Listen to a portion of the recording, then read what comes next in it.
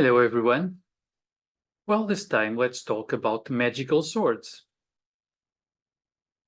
Lots of us, we have seen the Lord of the Rings saga in the movies, and we have seen the name King Aragorn has that powerful sword, Anduril, that is indeed a magical sword.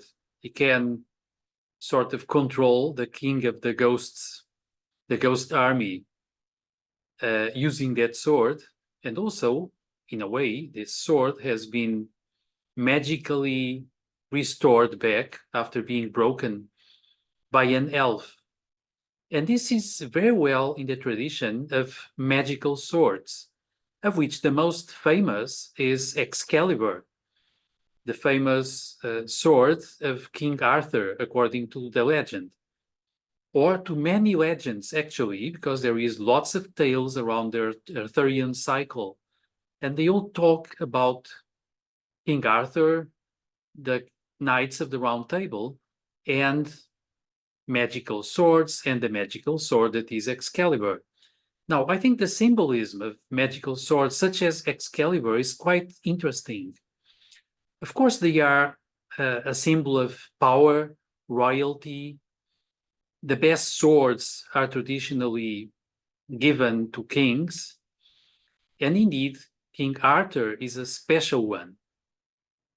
Well, in the old times and in the old tales, kings were not just everyone. They were special human beings that were, in a way, connected and in a way fine-tuned with the divine realms. They united within themselves land and the sky. They, in a way, brought a blessing from the skies or from heavenly kingdoms towards the land and towards people. Now, King Arthur has different episodes in different tales.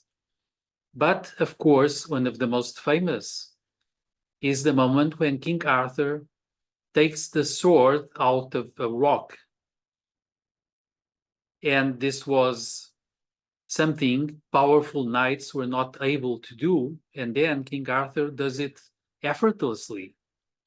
How come? Probably because this magical sword was placed there as a potential for the future. And then when someone is a real king, and of course Merlin, the wizard, knows he is the real king. He knows who is his father. He knows that he has this inner possibility. He knows he is sort of an evolved human being and a pure soul. So when he takes the sword out of the stone, he's taking a divine power, an inner force, out of the density of the stone. Well, many legends, like many dreams, might be interpreted as representing ourselves and who we are. So when a hero takes a sword off the stone, he's liberating the sword from density, from being stuck in the dense worlds of form.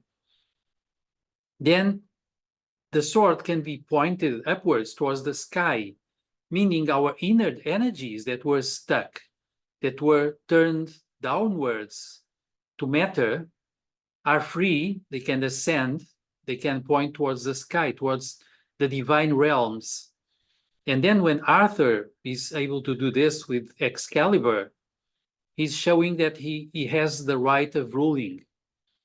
Like in the tradition of noble kings, he has the right of wearing a crown, because the crown of kings also represents the coronal chakra that is really activated, connecting us with the divine, with pure spirit.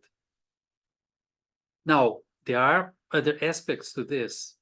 Namely, in some versions of the Arthurian cycle, the sword is not given to Arthur, or better, it's not taken from the stone by the King Arthur. It is given to him by the Lady of the Lake. But the Lady of the Lake, again, represents another realm of reality, a mysterious realm from where this inner divine power is given to Arthur because he has a mission. And when powerful people and heroes have missions, sometimes the gods give them magical weapons to help them accomplish such missions. And of course, the supreme inner power is our own inner power that is raised, that is awakened within. Now, there is another important aspect. In some tales, the scabbard for this sword is extremely important also. This means that the scabbard has a power to heal from wounds. It protects the owner, King Arthur. In a way, if we think about how this might be a symbol for ourselves, the scabbard might be our own purified body or our own purified personality bodies, not just the physical, but also the ether body, the astral body, perhaps the mental body. When they are really purified, when they vibrate with the inner energy, they, in a way, are really protected. They are not easily invaded by the armies of demons or by the armies of threats from the astral plane, from negative energies.